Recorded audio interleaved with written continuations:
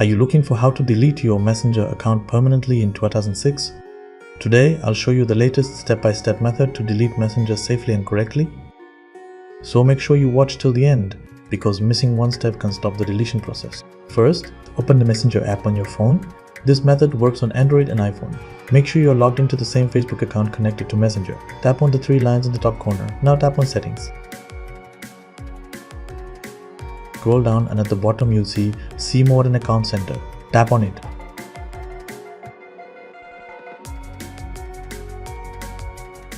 Next, select Personal Details. Now tap on Account Ownership and Control. After that, tap on Deactivation or Deletion. Choose your Facebook account. Select Delete Account and then tap Continue. Remember, deleting Facebook will automatically delete your Messenger account.